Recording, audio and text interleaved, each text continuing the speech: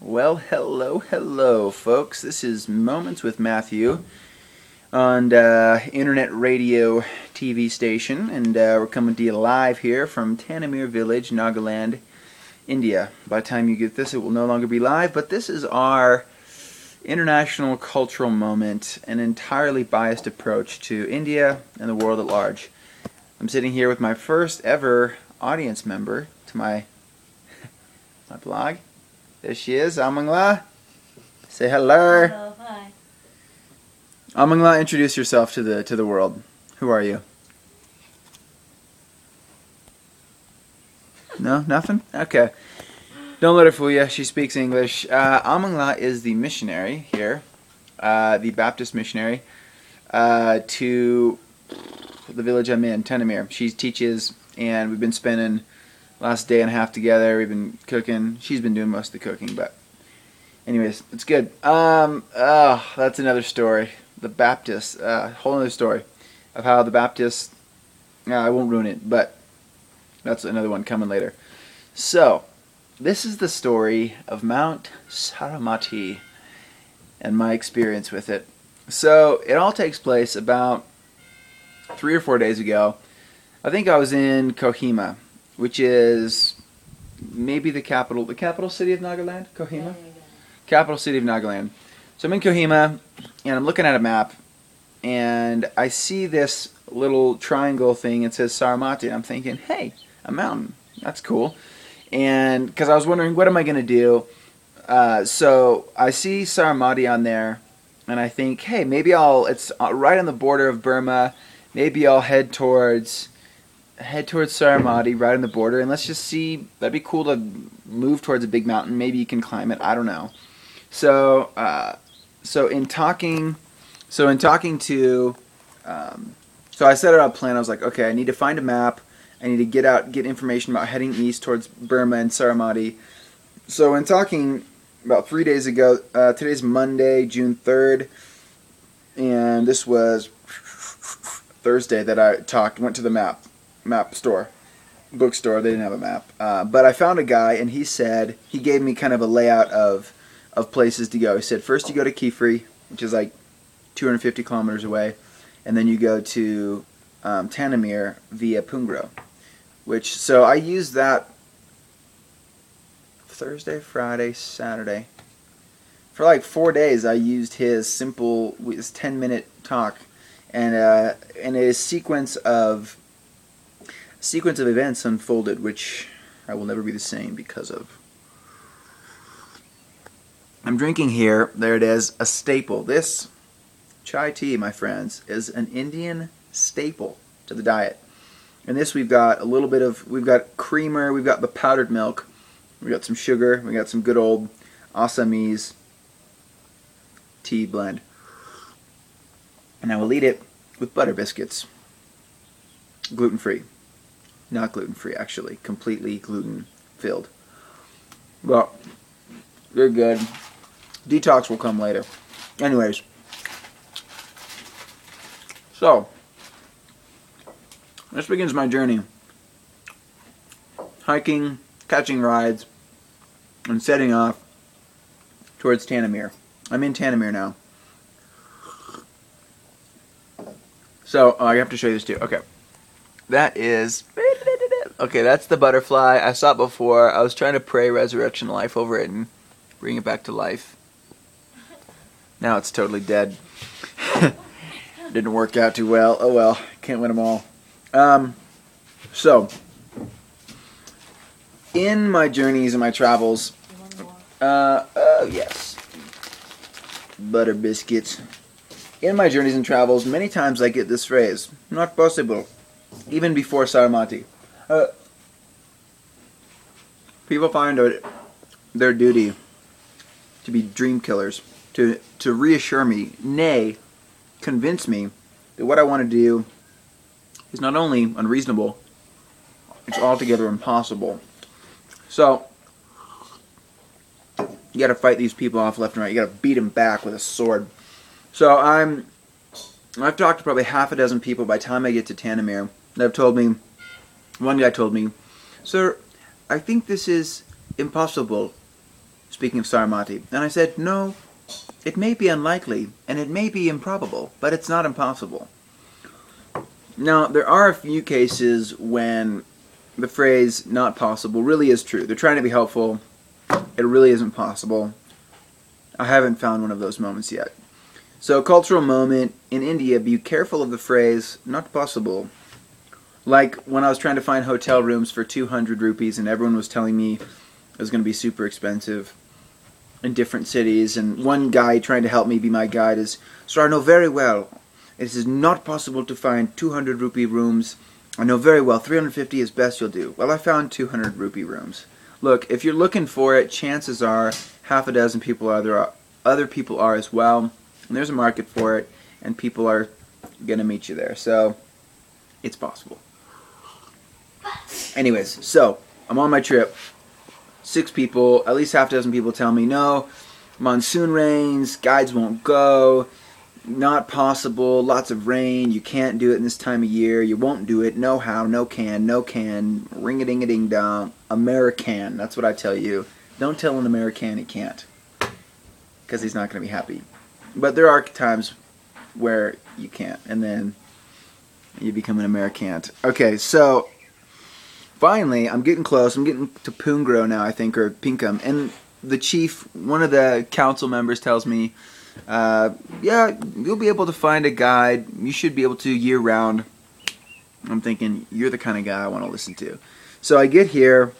I'm looking at my notes.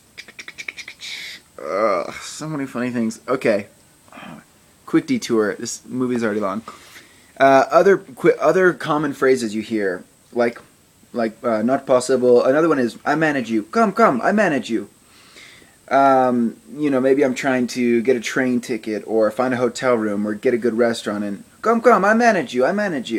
And I'm thinking, no, I manage me. My mother taught me this pretty well, that managing me is a full-time job, and I've been doing it for 25 years, and I think I'll keep managing me. But you can help me, and I'll take help, which I think is what they mean. But when someone says, I manage you, it just kind of makes you feel like, I don't think you're going to manage me, because normally when someone manages me, it costs 2 or 3 times more, and there's some commission involved, and it's a hassle.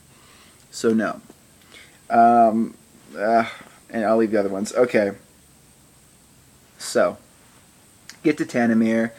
I'm getting all settled. Amangla and I have dinner, and then we head down to the head councilman. We head down to the head councilman's house, hut, whatever, his big kitchen, which was kind of cool, with a big fireplace in the middle. So we get there, and the negotiations begin. So, you know, he's talking, and I think Amangla had already told me, look, you have to take 2 up, a guide and a porter, you know, someone to carry the stuff up. And I'm like, no, I can just carry it myself. So I get to the head councilman's house, and we start talking negotiations as well. And he's saying, okay, you know, you need 2 to go up, a porter and a guide. And I'm like, look, strong back, strong. I can carry my own stuff, and me and the guide will split the stuff, and then we'll just take 2 of us. 1 guide. And then we go back and forth for about 5 minutes. No, 2, porter and guide, you must have 2. No, 1. I can have 1 because I can carry my own stuff. I don't need a porter to carry my stuff for me. I'm an American. I carry my own stuff. But if you wanted to come for free, I would take it. But everything costs, which is fair. So, back and forth. So I'm like, why? Why do I need 2? Help me understand why I have to have 2. And so that we start getting into, these are our rules. You can go 3 and 4, but never 1 and 2. Always 3 and 4. That's the way it has to be. And so I'm like, okay, explain this to me. Because I always have to know why. I'm a big question asker. If it makes sense and it's logical and there's a good why, you got me. I'm in. So he begins to say, evil spirit, protection for 3 people on the mountain, protection. And then Amangla's there. She starts laughing. I think he says something about Satan. So she's saying, yeah, he said Satan, evil spirit on the mountain. So I'm like, hold on, you're telling me because Satan, the evil spirit, might harm us, we need 3 people. I'm thinking, man, you are crazy. But I'm thinking, okay, help me understand this. So I told him, look, help me understand. Evil spirit, Satan, harm, we need 3 of us for protection. Is that right? And then he gets to wild animals. It's on the international border, Burma people. And this is something I learned. Never offer information. Because I'm thinking, okay, wild animals, that's a good reason. Hey, if a rogue Burmese guerrilla band is on the mountain, that's a good reason to have a larger number of people.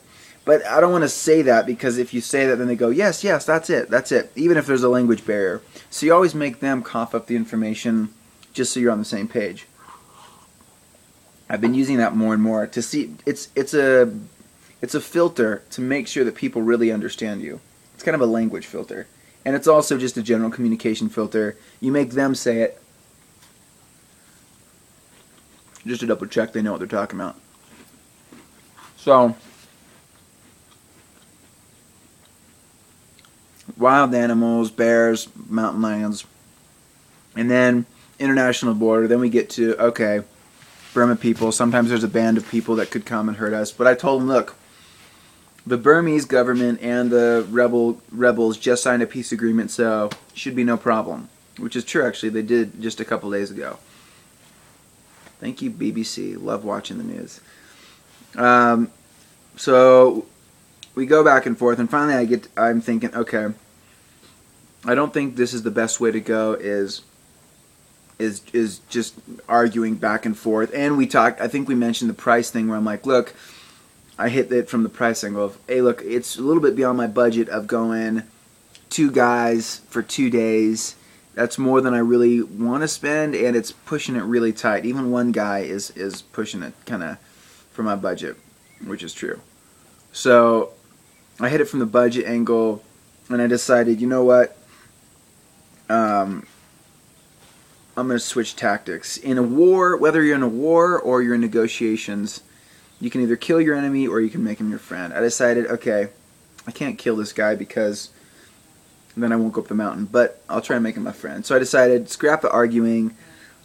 Let's just pull out a little charm, a little charisma, a little magic. Let's make some people laugh. Let's kiss some babies. So so language barrier, but we start goofing around. I start just laughing with him, and some of it actually was funny. Unlike the other day, when a guy asked me if I had a boyfriend, I was not in the mood to laugh, because I'd just been insulted earlier that day about how inferior my trip was to preaching the gospel. But that's a whole nother story, and yeah, it's still a little painful. So, but today, this evening, last night, I was in the mood to laugh. So we're joking around. What did we say? Oh yeah, one of the things I said is, hey, you get no guide. You get no guide, and then you have to go home. What now? Ha ha ha ha ha. And I'm just like, ha ha ha ha ha.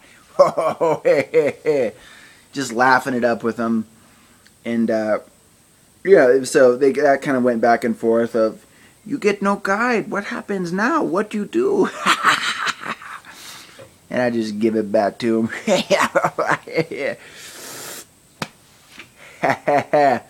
So we go back and forth, and then, then someone else comes in. I see him making fingers 1 and 2, and I'm like, yeah, that's right, one guy. And he's like, no, 2, 2, 1, 1, 1, 2, 2, 2. And we go back and forth, kind of joking, and then I joke about Jesus being my 3rd guy. So I'm like, me, Jesus, and a guide, 3, yeah, 3. And then they kind of joke. Sometimes it's not funny, but when you're internationals and you're using another language, it just becomes so much funnier. So one of the guys is like, I want to go to heaven. Jesus, take me to heaven. And I'm like, yeah. So, because they're all Baptists and all Christians, and so it's just funny. I was laughing about Jesus taking him to heaven, and I don't know. And then his name was Susaiki. So randomly I'd be like, Susaiki! And everyone would laugh because it was kind of a funny accent or something. And so I would just keep saying it 3 or 4 times. maybe he'd say something, or I'm kind of like prodding him. Like I come back to the topic of the trip 2 or 3 times, and I'm kind of like, "Hey, Susaike!" We all laugh. So, but then the topic of the guides being 500 rupees a piece, 2 guides, 2 days, 2,000 rupees. I only had 2,000 rupees left, so I'm like, look, I don't have it. So if that's I was like, is that your lowest deal? Yes, final offer. Like, okay, look, I can't do it. That would break me. So if that's the final deal, I can't even go. No money, honey. That's what I told him. And I told him, hey, the head councilman from the other village said 300 or 400 rupees. Are we being fair here? Is 500 rupees fair? Kind of haggled it a little bit, left it at 500, fine. But then, so then the guy is he hands me a piece of paper and he's like, hey, give us your details, your job description, your name, where you're from, and we'll put it on a presentation. We'll put it on a presentation plaque for you, or a presentation certificate when you get down. I'm like, hey, these people know how to roll, man. This is kind of cool. Kind of like climbing Mount Everest or something. So I put my name, details down, and we're talking, and then it turns out presentation certificate is 200 rupees. I'm like, I don't want presentation certificate. Change my mind. You keep it. Keep the certificate. No, 200 rupees a certificate. And I'm like, I don't need it. Cancel. See, at this point, we're scratching everything. I got 2,000 rupees left. And I'm like 1 day, maybe 2 days from the nearest ATM. So then he tells me, registration, registration costs 200 rupees. It's the student union rules. So then I'm like, okay, is that a must to have to do it? Yes, you have to. So, okay, if student union rules and I got to have a registration, fine. We'll come back to that later. I think that was one thing I'm like, I'll haggle that later. So, at this point, 2,000 rupees. I can't do it anyway. So, we're joking around. Then the guy tells me, it might have been now, or it might have been the second time I came back. But then the head councilman says, hey, no, that was later. Okay. So at this point, I get tired of the game and the laughing, and I'm like, okay, I'm done. I'm outie. Peace out, boys. So I said, hey, I'm out. If I can't climb Saramati, that's okay. No worries. I just want to see the village at least. So I told him, I'm like, Saramati was an extra. If it doesn't work out, no worries. Because they went back to the, hey, no guide, what you do? You go home. Oh, sorry. So I peaced out. I went to the store, and I wanted to get some food, just to kind of, because I've been eating with Amangla, so I was like, hey, I want to get some food to chip in. So it was good. I dropped like 940 rupees. So I had 2,000 left. Dropped 940 rupees with the concept of hey, I'm not going on Saramati. Just throw down whatever for food. Bless them. Chip in extra, more than I need. And it'll be good. But then in the middle, like 7 minutes after I left, the secretary, secretary, came over and said, okay, you go, 1 guide, all good. And in the process, I'm like, that's what I'm talking about. Because as we're doing negotiations with the council chief, I'm thinking in my head, look, I'm climbing Mount Saramati. You just don't know it yet. So we don't have to argue. We'll come back to it later. Boom. American. So at this point, though, I still buy the groceries. It ends up being 940 rupees, which is a fair amount. But then I'm thinking, okay, now I'm going. So 1 guy, though, is still 1,000, which puts me to 1,940 rupees, which means I have 60 rupees left. And I still have to pay my lodge of 100 rupees, and I have to buy one of the transportation, which is like 160 rupees or 120. So I forgot about the lodge at this point. So I go back to the councilman, and we cover, and so I'm like, and then I remember the lodge, so I'm like, okay. Actually, at this point, I was thinking, I haggled with him over 1,000. I was like, hey, can we do 900? I need money to get back. So 900 would give me 160, which is exactly what I needed for the transportation. But then I remembered the lodge, and I thought, well, maybe I'll just be doing a lot of walking or hitchhiking like I did to get here. So then the registration thing, I asked him about the registration. He's like, no, you just, a presentation certificate is just 100 rupees. And I'm like, I'm on a tight, super tight budget. Otherwise, I wouldn't be haggling for, the certificate or the guide for 100 rupees, which I'd probably haggle anyways, but at this point, I'm kind of feeling like a cheap American. But, so he tells me, he keeps coming back to it 3 or 4 times. He's like, okay, if possible, you get presentation certificate. And I'm telling him, look, Chief, not possible. Scratch it. I can't do it. It's not in my budget. Okay, but if possible, you get presentation certificate. Look, councilman, I can't. Not possible. No can doozy. So I leave there thinking, okay, I'm pushing it. I'm thinking, I feel like a cheap American. I only have 60 rupees. After I pay the guide, I only have 60 rupees to get, once I pay my lodge, to get back 1 or 2 day journey into town. So in the evening and in the morning, I get up at 5:40. We pack my food. Amang helps me pack my food. We pack up the dishes. I'm getting ready, and I sit. Yeah, we have an early breakfast, good rice dal, the works. So I'm sitting. I'm sitting there in the morning, and it was a little after 7. We were going to meet at 7, and he wasn't there. So I was journaling and reading the Bible, and was talking to Jesus, and I was thinking, Jesus, I wouldn't be that disappointed if I couldn't go. It wouldn't be the worst thing not to climb a mountain, because at this point I've already climbed. Let's see if we can get. Okay, so you kind of get a feel for the mountains in this. Let me see if we've given. Here's kind of. This is Pastor Missionary Dungeet's house. He's gone, but this is where we've been hanging out and just spending a lot of time. So here's kind of a view of the village. There's a village. So over here, now you're seeing the mountains that I climbed up.